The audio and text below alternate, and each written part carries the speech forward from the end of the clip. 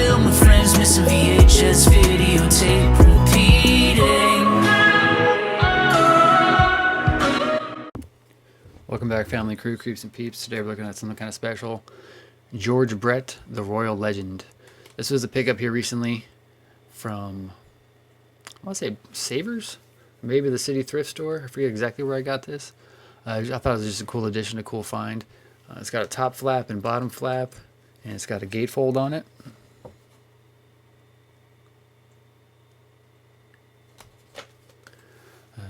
ALS Association News Channel 4 video sales proceeds benefit ALS Association. The Keith Worthington chapter in Prairie Village, Kansas. Tape is a production of DAF TV 1994. All rights reserved. I watched this the other day. It was actually kind of neat.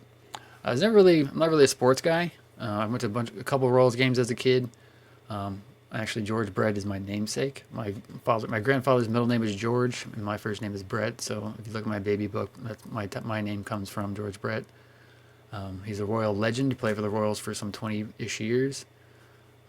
The highlights of this tape include the towering home run off Gossage that propelled the Royals into the 1980 World Series, the 1985 playoff and World Championship, the Pine Tar incident, personal interview with George and his wife Leslie, the 3,000th hit, and the retirement ceremony. It was cool watching this. What else does it say? It says, during his 20-year career with the Kansas City Royals, George Brett earned more than batting titles and gold gloves. He earned the respect of his teammates and the adoration of millions of fans around the country. This video highlights George's most memorable career moments and gives a personal insight to the George Brett many haven't experienced. So obviously he's a legend here in the Kansas City area. I had like a life-size poster of him in my room at a kindergarten. I think my kindergarten teacher actually gave it to me. I don't know where she got it, but it was on the back of my door. Like literally was a life-size poster. Obviously she gave it to me because of George Brett. My name is Brett. Pretty sure I saw him play a couple times before he retired, because back when I was actually going to ball games as a kid in the 80s, he was still playing then. He actually lives, last I knew, in a place called Lake Quivira, which is kind of like a hoity-toity, people with money area, which is actually about maybe 10 minutes from where I live. So it's a nice area. Hopefully I'll live there one day.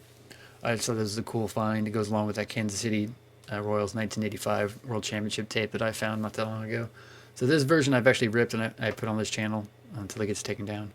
But I'll probably end up giving this copy to my friend John, who's a big Royals fan. That Kansas City Royals tape that we've seen on this channel before, I ended up giving to him as well. Nevertheless, it's a cool thing to have. Maybe I'll track down another copy for myself one day, but I intend to give this one away. Really fun watch to see some of these memories.